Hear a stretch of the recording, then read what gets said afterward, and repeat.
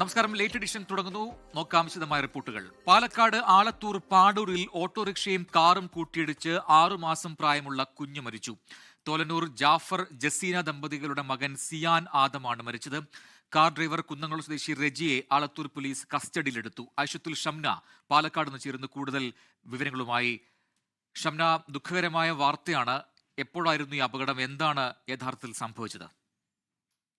പ്രജിൻ, ഇന്ന് രാത്രി 7:30 കൂടിയാണ് ഈ ദാരുണമായ അപകടം ഉണ്ടാകുന്നത്. പാടൂർ പാൽ സൊസൈറ്റിക്ക് സമീപം ആലത്തൂർ ഭാഗത്തേക്ക് വരികയായിരുന്ന ഓട്ടോറിക്ഷയിൽ എതിർദിശയിൽ വരികയായിരുന്ന കാർ ഇടിക്കുകയായിരുന്നു. ഈ ഓട്ടോയിൽ സഞ്ചരിച്ചിരുന്ന കുട്ടിയുടെ ഉമ്മ റസീനയും ഒപ്പം തന്നെ റസീനയുടെ ഉമ്മ റഹ്മത്ത്, ഡ്രൈവർ ബാലസുബ്രഹ്മണ്യൻ എന്നിവർക്കാണ് പരിക്കേറ്റത്. ഇതിൽ റസീനയുടെയും ഉമ്മ റഹ്മത്തിന്റെയും നില ഗുരുതരമാണ്. ഇവരെ ഇരട്ടക്കുളത്തെ സ്വകാര്യ ആശുപത്രിയിൽ പ്രവേശിപ്പിച്ചിട്ടുണ്ട്. കാർ ഓടിച്ചിരുന്ന കുന്നംകുളം സ്വദേശിയായ റെജിയെ ആലത്തൂർ പോലീസ് കസ്റ്റഡിയിൽ എടുത്തിട്ടുണ്ട്. വിശദമായ അന്വേഷണം പോലീസ് നടത്തി വരികയാണ്. എന്തായാലും ദാരുണമായ ഒരു സംഭവം തന്നെയാണ് വൈകിട്ട് ഇന്ന് രാത്രിയോട് 7:30 കൂടി സംഭവിച്ചത്. 6 മാസം പ്രായമുള്ള കുട്ടിയാണ് ഈ അപകടത്തിൽ മരിച്ചത്. പ്രജിൻ, ശരി. പാലക്കാട് നിന്നും ഐഷത്തുൽ ഷംനയാണ് വിശദാംശങ്ങൾ നൽകിയത്. ശബരിമല സ്വർണ്ണക്കൊള്ള കേസിൽ ദേവസ്വം ബോർഡ് മുൻ പ്രസിഡന്റ് എ പത്മകുമാർ ജയിലിൽ. പ്രത്യേക അന്വേഷണ സംഘം അറസ്റ്റ് ചെയ്ത എ പത്മകുമാറിനെ കൊല്ലം വിജിലൻസ് കോടതി റിമാൻഡ് ചെയ്തു. സ്വർണ്ണക്കൊള്ളയുടെ ആസൂത്രണത്തിൽ എ പത്മകുമാറിന് മുഖ്യ പങ്കെന്നാണ് SITയുടെ കണ്ടെത്തൽ. 5 മണിക്കൂറോളം ചോദ്യം ചെയ്ത ശേഷമാണ് അറസ്റ്റ് രേഖപ്പെടുത്തിയത്. അറസ്റ്റിലായതിന് പിന്നാലെ മജിസ്ട്രേറ്റിന് മുന്നിൽ ഹാജരാക്കിയ എ പത്മകുമാറിനെ 14 ദിവസത്തേക്കാണ് റിമാൻഡ് ചെയ്തത്. തിരുവനന്തപുരം സ്പെഷ്യൽ സബ് ജയിലിലേക്കാണ് പത്മകുമാറിനെ മാറ്റിയത്. മജിസ്ട്രേറ്റിന് മുന്നിൽ ഹാജരാക്കുന്ന സാഹചര്യത്തിൽ പ്രതിഷേധം കണക്കിലെടുത്ത് കൊല്ലം നഗരത്തിൽ പോലീസ് വ്യാപക സുരക്ഷ ഒരുക്കിയിരുന്നു. പത്മകുമാറിന്റെ അറസ്റ്റോടെ കേസിൽ അറസ്റ്റിലായവരുടെ എണ്ണം 6 ആയി. 2019 സ്വർണ്ണപ്പാളികൾ ഉണ്ണികൃഷ്ണൻ പോറ്റിക്ക് നൽകുമ്പോൾ ദേവസ്വം ബോർഡ് പ്രസിഡന്റായിരുന്നു എ പത്മകുമാർ. ഇതുവരെ SIT അറസ്റ്റ് ചെയ്ത പ്രതികൾ പത്മകുമാറിനെ വെട്ടിലാക്കുന്ന മൊഴികൾ നൽകിയിട്ടുണ്ട്. പക്ഷേ മൊഴികൾക്കപ്പുറം പത്മകുമാറിനെതിരെ നിർണായക വിവരങ്ങൾ അന്വേഷണ സംഘം ശേഖരിച്ചു. സ്വർണ്ണക്കൊള്ളയുടെ മുഖ്യ സൂത്രധാരൻ എ പത്മകുമാറാണെന്നാണ് അന്വേഷണ സംഘത്തിന്റെ കണ്ടെത്തൽ. ഉണ്ണികൃഷ്ണൻ പോറ്റിയുമായി ഗൂഢാലോചന നടത്തിയത് പത്മകുമാറാണ്. പത്മകുമാറിന്റെ വീട്ടിൽ ഉണ്ണികൃഷ്ണൻ പോറ്റി എത്തിയതായും കണ്ടെത്തൽ. സ്വർണ്ണക്കൊള്ളയിലൂടെ പത്മകുമാർ സാമ്പത്തിക നേട്ടം ഉണ്ടാക്കിയെന്നും വിലയിരുത്തിയാണ് അന്വേഷണ സംഘം അറസ്റ്റിലേക്ക് കടന്നത്. 5 മണിക്കൂറോളം നീണ്ട ചോദ്യം ചെയ്യലിന് ശേഷമായിരുന്നു അറസ്റ്റ്. അന്വേഷണത്തിന്റെ മേൽനോട്ട ചുമതലയുള്ള ADGP H വെങ്കടേഷ് ഉൾപ്പെടെ SITയിലെ ഉന്നത ഉദ്യോഗസ്ഥർ വീഡിയോ റെക്കോർഡിംഗ് നടത്തിയായിരുന്നു ചോദ്യം ചെയ്യൽ. 24 കൊല്ലം. ശബരിമല സ്വർണ്ണക്കൊള്ളയിൽ മുതിർന്ന നേതാവും ദേവസ്വം ബോർഡ് മുൻ പ്രസിഡന്റുമായ എ പത്മകുമാർ അറസ്റ്റിലായതോടെ CPIM-ഉം സർക്കാരും പ്രതിരോധത്തിലായി. തെരഞ്ഞെടുപ്പ് കാലത്തെ അറസ്റ്റ് ആയുധമാക്കുകയാണ് മറുപക്ഷത്ത് പ്രതിപക്ഷം. വിശ്വാസികളിലും പൊതുസമൂഹത്തിലും വലിയ സംശയങ്ങൾക്കിടയാക്കിയ ശബരിമല സ്വർണ്ണക്കൊള്ളയിൽ ദിവസങ്ങൾ നീണ്ട അനിശ്ചിതത്വത്തിന് ശേഷമാണ് എ പത്മകുമാറിനെ അറസ്റ്റ് ചെയ്യുന്നത്. തെളിവുകളും സാഹചര്യങ്ങളും വിലയിരുത്തി ആലോചിച്ചുറപ്പിച്ച ശേഷമാണ് അറസ്റ്റ് ചെയ്തതെന്ന് വ്യക്തമാണ്. പാർട്ടിയിലെ ഉന്നത നേതൃത്വത്തിന്റെയും മുഖ്യമന്ത്രിയുടെയും അടുപ്പക്കാരൻ കൂടിയാണ് പത്തനംതിട്ട ജില്ലാ കമ്മിറ്റി അംഗവും കോന്നിയിലെ മുൻ MLA-യുമായ എ പത്മകുമാർ. അദ്ദേഹത്തിന്റെ ഉന്നത ബന്ധം തന്നെയാണ് അറസ്റ്റ് സർക്കാരിനും പാർട്ടിക്കും തിരിച്ചടിയാക്കാനുള്ള പ്രധാന കാരണം. കേവലം ഉദ്യോഗസ്ഥർ മാത്രം വിചാരിച്ചാൽ കൊള്ള നടക്കില്ലെന്നും ഭരണ നേതൃത്വത്തിന്റെ അറിവോടെയാണ് എല്ലാം നടന്നതെന്നുമുള്ള സംശയങ്ങൾക്ക് അടിവരയിടുന്നതാണ് പത്മകുമാറിന്റെ അറസ്റ്റ്. അതുകൊണ്ട് തന്നെ കൊള്ളയിൽ പങ്കില്ലെന്ന പതിവ് വാദങ്ങൾ കൊണ്ട് പ്രതിരോധിക്കാൻ കഴിയുന്നതല്ല ഇപ്പോഴത്തെ തിരിച്ചടി. ശബരിമല അയ്യപ്പന്റെ ഒരു തരി സ്വർണം ആരും കാക്കാൻ പറ്റില്ല. അതിന്റെ ഭാഗമായി ഹൈക്കോടതിയുടെ നിർദ്ദേശം അനുസരിച്ച് നടക്കുന്ന SIT അന്വേഷണം, ആ അന്വേഷണത്തിന്റെ ഭാഗമായിട്ട് ആരൊക്കെയാണോ വേണ്ടത് അവരെല്ലാം പിടിക്കാം, ആവശ്യമായ അന്വേഷണം നടത്താം, ആവശ്യമായ നിലപാട് സ്വീകരിക്കാം, നിയമത്തിന്റെ മുമ്പിൽ കൊണ്ടുവരാം. അങ്ങനെ നിയമത്തിന്റെ മുമ്പിൽ കൊണ്ടുവരുമ്പോൾ ഒരാളെയും സംരക്ഷിക്കാൻ communist party of India Marxist ഇല്ല. MLA ആയി കോന്നിയിൽ നിന്ന് ജയിച്ച പത്മകുമാറിന് പിന്നീട് തുടർച്ച ലഭിക്കാതെ പോയതും ചില ആക്ഷേപങ്ങളെ തുടർന്നാണ്. ഇപ്പോൾ സ്വർണ്ണക്കൊള്ളയിൽ അറസ്റ്റിലായത് പത്മകുമാറിന്റെ രാഷ്ട്രീയ ജീവിതത്തിലെ മറ്റൊരു തിരിച്ചടിയാണ്. കൊല്ലം സംസ്ഥാന സമ്മേളനത്തിൽ മന്ത്രി വീണ ജോർജിനെ സംസ്ഥാന സമിതിയിൽ ഉൾപ്പെടുത്തിയതിനെതിരെ പരസ്യമായി കലഹിച്ച പത്മകുമാറിനോട് ഇപ്പോഴത്തെ പാർട്ടി നേതൃത്വത്തിന് അത്ര കണ്ട് താല്പര്യമില്ല. അതാണ് ജില്ലാ സെക്രട്ടറിയിൽ ഉൾപ്പെടുത്താതെ മാറ്റി നിർത്തിയിരിക്കുന്നത്. 24 തിരുവനന്തപുരം. ശബരിമല സ്വർണ്ണക്കൊള്ള കേസിൽ സർക്കാർ രാഷ്ട്രീയ ഇടപെടൽ നടത്തില്ലെന്ന് CPM general secretary MA Baby. പത്മകുമാറിന്റെ അറസ്റ്റോടെ ജയിലിലേക്കുള്ള CPIM നേതാക്കളുടെ ഘോഷയാത്ര തുടങ്ങിയെന്ന് പ്രതിപക്ഷ നേതാവ് VD സതീശൻ പറഞ്ഞു. മുഖ്യമന്ത്രി അറിയാതെ ശബരിമലയിൽ സ്വർണ്ണക്കൊള്ള നടക്കില്ലെന്നായിരുന്നു BJP സംസ്ഥാന അധ്യക്ഷൻ രാജീവ് ചന്ദ്രശേഖറിന്റെ പ്രതികരണം. അന്വേഷണം ശരിയായ ദിശയിലാണ് പോകുന്നതെന്ന് മുൻ ദേവസ്വം മന്ത്രി കടകംപള്ളി സുരേന്ദ്രനും പ്രതികരിച്ചു. ആരുടെയെങ്കിലും ഭാഗത്ത് നിന്ന് എന്തെങ്കിലും തെറ്റോ കുറ്റമോ ഉണ്ടായിട്ടുണ്ടെങ്കിൽ അവരെ ഒരാളെപ്പോലും സംരക്ഷിക്കാൻ പാർട്ടിയോ ഗവൺമെൻറ്റോ തയ്യാറാവുകയില്ല. അവരെ സംബന്ധിച്ചിടത്തോളം അവർക്ക് പങ്കുണ്ടോ ഇല്ലയോ തുടങ്ങിയ കാര്യങ്ങളെല്ലാം അന്വേഷണത്തിന് തുടർന്നുള്ള ഘട്ടങ്ങളിൽ വെളിപ്പെടും. പോറ്റി കുടുങ്ങിയാൽ CPM നേതാക്കളും കുടുങ്ങുമെന്ന് CPM നേതൃത്വത്തിനും മുഖ്യമന്ത്രിക്കൊക്കെ അറിയാമായിരുന്നു. പക്ഷേ ഇപ്പോൾ ഇത് മറച്ചു വയ്ക്കാൻ പറ്റിയില്ല. അതുകൊണ്ട് CPM നേതാക്കന്മാരുടെ ജയിലിലേക്കുള്ള ഘോഷയാത്ര ആരംഭിച്ചു കഴിഞ്ഞിരിക്കുകയാണ്. ഇതിൻ്റെ പിന്നിൽ ദേവസ്വം മന്ത്രിൻ്റെ റോൾ എന്താണ്? ദേവസ്വം മന്ത്രിയല്ലേ ഇതിൻ്റെ ഉത്തരവാദിത്വം എടുക്കേണ്ടത്? എന്തുകൊണ്ട് ഇന്നും അയാൾ രാജിവെക്കുന്നില്ല? അപ്പോൾ ഞങ്ങളുടെ പ്രഷറും മാധ്യമ സുഹൃത്തുക്കളുടെ പ്രഷറിന് കാരണമാണ് ഇന്ന് ഈ സ്ഥിതി വരെ SIT പോകുന്നത്. എൻ്റെ 5 വർഷത്തെ ദേവസ്വം വകുപ്പ് മന്ത്രി എന്ന പ്രവർത്തനത്തിനിടയിൽ ദേവസ്വവുമായിട്ട് ബന്ധപ്പെട്ട ബോർഡിൻ്റെ ഒരു ഫയലും എൻ്റെ മുന്നിൽ വന്നിട്ടില്ല. അതിൻ്റെ അർത്ഥം എന്ന് പറയുന്നത് അതൊരു സ്വതന്ത്രമായിട്ടുള്ള സ്ഥാപനമാണ്. ഡൽഹി സ്ഫോടനത്തിൽ ഭീകര സംഘടന ജെയ്ഷെ മുഹമ്മദ് ബന്ധത്തിന് കൂടുതൽ തെളിവുകൾ. ആക്രമണത്തിന് നിർദ്ദേശം നൽകിയ അഫ്ഗാനിസ്ഥാൻ, പാക് അധീന കശ്മീർ എന്നിവിടങ്ങളിൽ നിന്നുള്ള 3 പേരെ തിരിച്ചറിഞ്ഞു. വൈറ്റ് കോളർ സംഘവുമായി ബന്ധമുള്ള കൂടുതൽ പേരെ കണ്ടെത്താൻ NIA നടപടികൾ തുടങ്ങി. ഡൽഹി ചാവേർ ആക്രമണത്തിന് പിന്നിൽ അഫ്ഗാനിസ്ഥാൻ, പാക് അധീന കശ്മീർ എന്നിവിടങ്ങളിൽ കേന്ദ്രീകരിച്ച ജെയ്ഷെ മുഹമ്മദ് ശൃംഖലയെന്ന് കണ്ടെത്തി.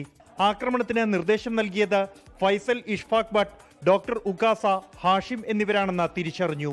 ചാവേർ ആക്രമണത്തിന് മുൻപായി ഡോക്ടർ ഉമർ നബി ആശയവിനിമയം നടത്തിയത് ഇവരുമായാണെന്നാണ് വിവരം. ഫർസന്തൻ ഇ ദാറുൽ ഉലൂം ദിയോദ്ബന്ദ്, കാഫില ഇൽ ഗുർബ എന്നീ ടെലഗ്രാം ഗ്രൂപ്പുകൾ വഴിയാണ് ഹിസ്ബുൾ ഭീകരർ വൈറ്റ് കോളർ സംഘവുമായി ആശയവിനിമയം നടത്തിയിരുന്നത്. ഭീകരബന്ധം കണ്ടെത്തിയവരുടെ ബാങ്ക് അക്കൗണ്ടുകൾ NIA മരവിപ്പിച്ചു. കോളുകളുടെയും ചാറ്റുകളുടെയും ഫണ്ട് വഴികളുടെയും ഡിജിറ്റൽ റൂട്ടുകൾ NIA പരിശോധിക്കുകയാണ്. വൈറ്റ് കോളർ ശൃംഖലയിൽ കൂടുതൽ പേർ ഉള്ളതായി സൂചന ഏജൻസികൾക്ക് ലഭിച്ചു. ഇതിന്റെ അടിസ്ഥാനത്തിൽ വിദേശ സർവകലാശാലകളിൽ നിന്നും മെഡിക്കൽ ബിരുദം നേടിയ ഡോക്ടർമാരുടെ വിവരങ്ങൾ തേടുകയാണ് ഏജൻസികൾ. കശ്മീരിൽ നിന്നുള്ള വിദ്യാർത്ഥികൾ നിരീക്ഷണത്തിലാണ്. ചില സമൂഹമാധ്യമ അക്കൗണ്ടുകൾ നിരീക്ഷണത്തിലുണ്ടെന്നും ഡൽഹി സ്ഫോടനത്തിന് ശേഷം നിർജീവമായ ഹാൻഡിലുകൾ പരിശോധിച്ചു വരുന്നതായുമാണ് അന്വേഷണ സംഘത്തിൽ നിന്നും ലഭിക്കുന്ന വിവരം. അൽഫല സർവകലാശാലയിലെ ഡോക്ടർമാരടക്കം 200 ജീവനക്കാർ അന്വേഷണ ഏജൻസികളുടെ നിരീക്ഷണത്തിലാണ്. ചെങ്കോട്ട ആക്രമണത്തിന് ശേഷം ക്യാമ്പസിൽ നിന്നും പോയവരെ കണ്ടെത്താനുള്ള നീക്കവും ഊർജിതമാണ്. 24 ഡൽഹി. തിരുവനന്തപുരം വെഞ്ഞാറമൂട് 16-കാരനെ IS-ൽ ചേരാൻ പ്രേരിപ്പിച്ചുവെന്ന UAPA കേസിൽ കുട്ടിയുടെ മാതാവ് കേരളത്തിൽ പോലീസിന്റെ നിരീക്ഷണത്തിൽ. UK-യിലായിരുന്ന യുവതി കേരളത്തിലെത്തിയത് മുതൽ പോലീസിന്റെ നിരീക്ഷണത്തിലാണ്. യുവതിയുടെ ആൺസുഹൃത്തിന്റെ സഹോദരനും പോലീസിന്റെ നിരീക്ഷണത്തിലാണ്. ഇയാളാണ് കനകമല കേസിൽ ഉൾപ്പെട്ടിട്ടുള്ളത്. ATSന്റെ വിശദമായ അന്വേഷണത്തിലാണ് പല നിർണായക വിവരങ്ങളും കണ്ടെത്തുന്നത്. കുട്ടിയുടെ മാതാവ് നെടുമങ്ങാട് സ്വദേശിയായിരുന്നു. പന്തളം സ്വദേശി വിവാഹം കഴിച്ച് മതപരിവർത്തനം നടത്തി. പിന്നീട് ഇവർ വേർപിരിഞ്ഞു. അങ്ങനെ UK-യിൽ തുടരവെയാണ് വെമ്പായം സ്വദേശിയായിട്ടുള്ള ആൺസുഹൃത്തുമായി പരിചയപ്പെടുകയും ഒരുമിച്ച് താമസിക്കുകയും ചെയ്യുന്നത്. ഇതിനിടയിൽ 16 വയസ്സുള്ള കുട്ടി UK-യിലെത്തിയപ്പോൾ വീഡിയോ ദൃശ്യങ്ങൾ ഉൾപ്പെടെ കാട്ടി IS-ൽ ചേരാൻ പ്രേരിപ്പിച്ചുവെന്നാണ് കേസ്. കുട്ടിയുടെ മാതാവ് നിലവിൽ തിരുവനന്തപുരത്ത് പോലീസ് നിരീക്ഷണത്തിലാണ്. അതേസമയം യുവതിയുടെ ആൺസുഹൃത്തിന്റെ സഹോദരനും പോലീസ് നിരീക്ഷണത്തിൽ തുടരുന്നു. കനകമല കേസിൽ ചോദ്യം ചെയ്യലിന് വിധേയനായ ആളാണ് ഇയാൾ. കുട്ടിയെ IS-ൽ ചേരാൻ പ്രേരിപ്പിച്ചതിൽ ഇയാൾക്ക് ബന്ധമുണ്ടോ എന്നും പോലീസ് അന്വേഷിച്ചു വരികയാണ്. വിദേശത്ത് നിന്ന് നാട്ടിലെത്തിയ കുട്ടിയെ സ്വീകരിച്ചതും ആറ്റിങ്ങലിൽ മതപഠന കേന്ദ്രത്തിലാക്കുന്നതും ഇയാളാണ്. കുട്ടി നിലവിൽ പിതാവിന്റെ ബന്ധുക്കളുടെ സംരക്ഷണത്തിലാണുള്ളത്. 24 തിരുവനന്തപുരം. തദ്ദേശ തെരഞ്ഞെടുപ്പ് ചൂടിൽ കേരളം.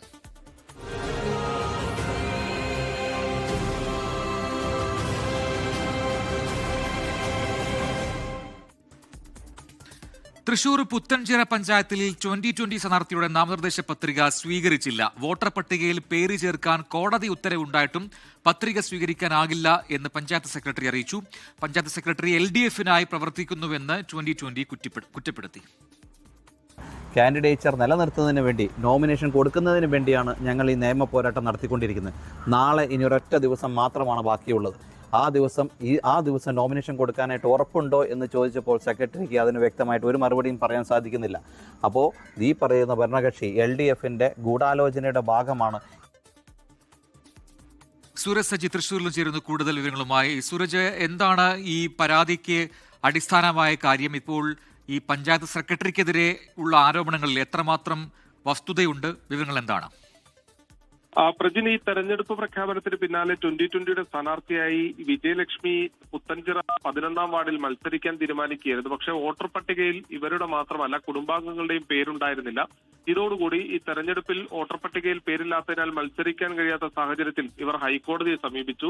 ഹൈക്കോടതി ഈ വിഷയത്തിൽ ഒരു പുനഃപരിശോധനയ്ക്ക് നിർദ്ദേശിക്കുകയും ചെയ്തു. കഴിഞ്ഞ ഒറ്റ ദിവസം കൊണ്ട് ജില്ലാ കളക്ടർ ഇത് ഒരു പുനഃപരിശോധന നടത്തുകയും ഇവർ ഇപ്പോൾ വാടകയ്ക്ക് താമസിക്കുന്ന 14ാം വാർഡിൽ ഇവരുടെ വോട്ട് പുനഃസ്ഥാപിക്കുകയും ചെയ്തു. പക്ഷേ ഇവർക്ക് ഇന്ന് നാമനിർദ്ദേശ പത്രിക സമർപ്പിക്കുന്നതിന് വേണ്ടി ഈ പുത്തൻചിറയിലെ പഞ്ചായത്ത് സെക്രട്ടറിയെ കണ്ട സമയത്താണ് ആ വോട്ടർ പട്ടികയിൽ ഇവരുടെ പേര് അപ്ഡേറ്റ് ആയിട്ടില്ലെന്നും തിരുവനന്തപുരത്ത് നിന്നാണ് ഈ തെരഞ്ഞെടുപ്പ് കമ്മീഷൻ അത്തരം കാര്യങ്ങൾ ചെയ്യേണ്ടതെന്നും അതിനാൽ നാമനിർദ്ദേശ പത്രിക സമർപ്പിക്കാനാകില്ല എന്നും സെക്രട്ടറി അറിയിച്ചത്. ഇതോടുകൂടി ഇവർക്ക് മടങ്ങി വരേണ്ടി വന്നു. നാളെ ഒരു ദിവസം മാത്രമാണ് ഈ നാമനിർദ്ദേശ പത്രിക സമർപ്പിക്കാൻ ഇവർക്ക് മുന്നിലുള്ള അവസാന തീയതി. അങ്ങനെയെങ്കിൽ ഈ തെരഞ്ഞെടുപ്പ് കമ്മീഷന്റെ സൈറ്റിൽ ഇത് അപ്ഡേറ്റ് ആയില്ലെങ്കിൽ തങ്ങൾ എന്ത് ചെയ്യും എന്നുള്ളതാണ് 2020 സ്ഥാനാർത്ഥി അടക്കം ഉയർത്തുന്ന കാര്യം. അതായത് ഈ തെരഞ്ഞെടുപ്പിൽ മത്സരിക്കുന്നതിന് വേണ്ടിയാണ് തങ്ങൾ ഹൈക്കോടതിയെ സമീപിച്ചത്.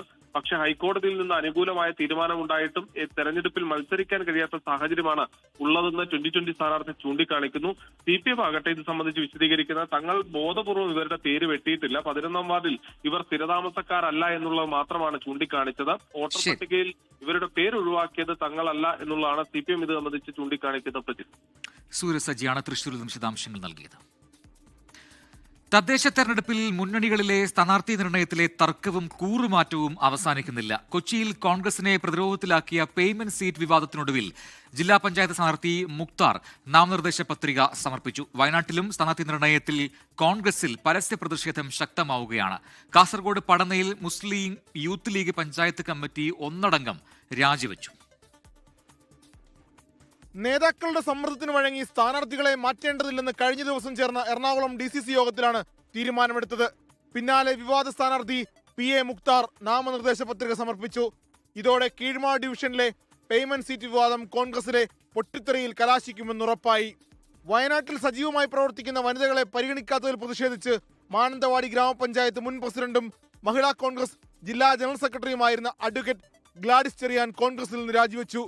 സ്ഥാനാർത്ഥി നിർണയത്തിൽ യുവാക്കളെ തഴഞ്ഞെന്നാരോപിച്ച് Meenangadi block Congress general secretary Joshi കൂരിക്കാട്ടിലും പാർട്ടിയിൽ നിന്ന് രാജിവെച്ചു. പുൽപ്പള്ളി മുള്ളൻകൊല്ലിയിൽ കോൺഗ്രസ് മണ്ഡലം പ്രസിഡന്റ് സ്റ്റീഫൻ പുകുടിയിൽ വിമത സ്ഥാനാർത്ഥിയായി മത്സരിക്കാൻ പത്രിക നൽകി. വയനാട്ടിൽ കോൺഗ്രസ് സ്ഥാനാർത്ഥികളെ തീരുമാനിക്കുന്നത് മുസ്ലിം ലീഗ് ആണെന്നാരോപിച്ച് DCC ജനറൽ സെക്രട്ടറി ആയിരുന്ന ഗോകുൽദാസ് കോട്ടയിലും പരസ്യമായി രംഗത്തെത്തി. കാസർഗോഡ് പടന്നയിൽ മുസ്ലിം ലീഗിന് സ്വാധീനമുള്ള വാർഡ് കോൺഗ്രസിന് നൽകിയതിനെതിരെ യൂത്ത് ലീഗ് പഞ്ചായത്ത് കമ്മിറ്റി ഒന്നടങ്കം രാജിവെച്ചു. തിരുവല്ലയിൽ RJD നേതാവ് BJPയിൽ ചേർന്നു. RJD SC/ST സെന്റർ സംസ്ഥാന സെക്രട്ടറി CT ബിജു ആണ് BJPയിൽ ചേർന്നത്. മലപ്പുറം അമരമ്പലം പഞ്ചായത്തിൽ വോട്ടർ പട്ടികയിൽ ഉണ്ടായിരുന്നയാളുടെ വോട്ട് വെട്ടിയതായും പരാതിയുണ്ട്. അമരമ്പലം അയ്യപ്പൻകുളം സ്വദേശി K ഷാഹുൽ ഹമീദിന്റെ വോട്ടാണ് നീക്കം ചെയ്തത്. ചൊക്ലി ഗ്രാമപഞ്ചായത്തിൽ കുറ്റിയിൽ പീടിക 7ാം വാർഡിലെ UDF സ്ഥാനാർത്ഥിയെ LDF നേതാക്കൾ ഭീഷണിപ്പെടുത്തിയതായും പരാതിയുണ്ട്. റഫ്ഷാനയ്ക്ക് നേരെയാണ് ഭീഷണി. News desk 24. സംവിധായകൻ VM വിനുവിനെ DCC president K പ്രവീൺകുമാറും MK രാഘവനും ചേർന്ന് അപമാനിക്കുകയായിരുന്നുവെന്ന് DCC മുൻ ജനറൽ സെക്രട്ടറി NV ബാബുരാജ്. അദ്ദേഹത്തെ കോഴിക്കോട് സൗത്ത് സീറ്റ് വാഗ്ദാനം ചെയ്താണ് ഇപ്പോൾ കൂടെ നിർത്തിയിരിക്കുന്നത്. അത് പാലിക്കപ്പെടില്ലെന്നും വിനുവിനെ അപമാനിച്ച DCC പ്രസിഡന്റ് രാജിവെക്കണമെന്നും ബാബുരാജ് 24നോട് പറഞ്ഞു. VM വിനുവിനെ മനഃപൂർവ്വം അപമാനിക്കുക ചെയ്തിട്ടുള്ളത്. ഒരു സംശയമില്ല കാര്യത്തിൽ. വോട്ടർ പട്ടികയിൽ പേരുണ്ടോ എന്ന് ഉറപ്പ് വരുത്തിയതിന് ശേഷമാണ് ഒരു മേയർ സ്ഥാനാർത്ഥിയെ പോലെയുള്ള കേരളം ഏറെ ബഹുമാനിക്കുന്ന മലയാളികളുടെ മനസ്സിൽ അഭിമാനമായിട്ടുള്ള VM വിനുവിനെ സ്ഥാനാർത്ഥിയാക്കേണ്ടത്. പഠനം നടത്തേണ്ട ഉത്തരവാദിത്തത്തിന് നേതൃത്വം നൽകുന്നവർ MK രാഘവനും DCC പ്രസിഡന്റ് K പ്രവീൺകുമാറുമാണ്. അതുകൊണ്ട് തന്നെ അതിൻ്റെ ധാർമ്മിക ഉത്തരവാദിത്തം അവർ ഏറ്റെടുത്ത് രാജിവെക്കണം. സ്വാഭാവിക നീതിയാണത്. കേരള കോൺഗ്രസ് M സംസ്ഥാന കമ്മിറ്റി അംഗത്തിന്റെ സീറ്റ് വെട്ടി CPIM. തൊടുപുഴ ഇടവെട്ടി പഞ്ചായത്തിലെ നടയം വാർഡിലാണ് പ്രചാരണ പ്രവർത്തനത്തിനിടെ CPIM അപ്രതിഷ്ഠിത സ്ഥാനാർത്ഥിയെ പ്രഖ്യാപിച്ചത്. കേരള കോൺഗ്രസിന് അർഹതപ്പെട്ടത് നൽകിയിട്ടുണ്ടെന്നാണ് CPIMന്റെ ന്യായം.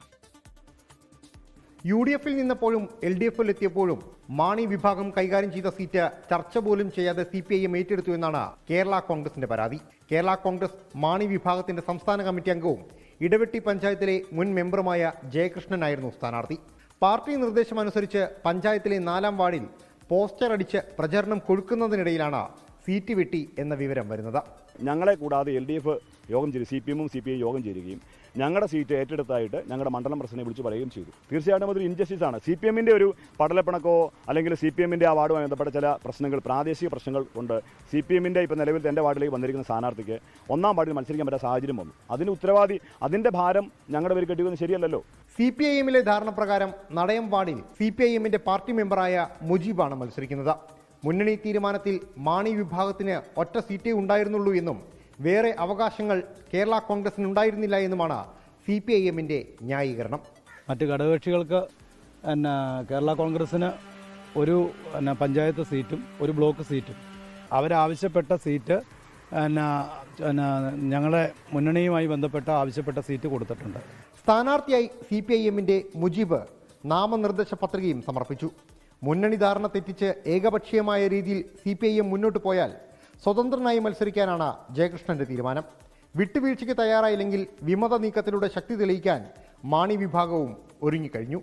24 തൊടുപുഴ.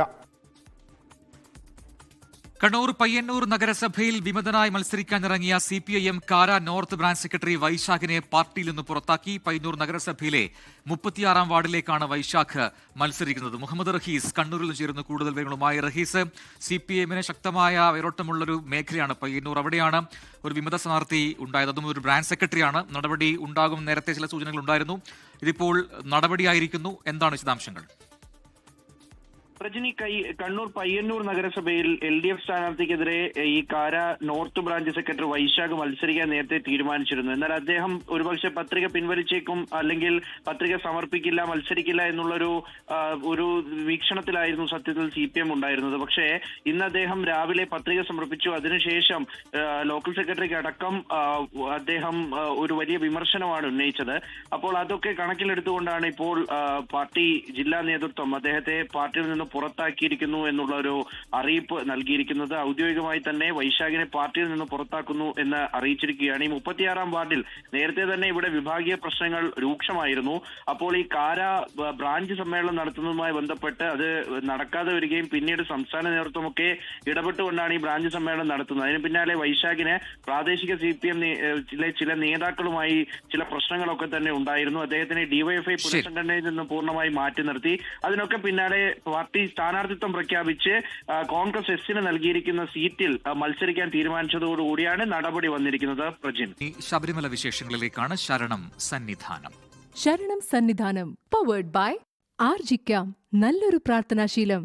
കോസ്പോൺസർഡ് by BLM Kerala, Tamil Nadu, Pondicherry.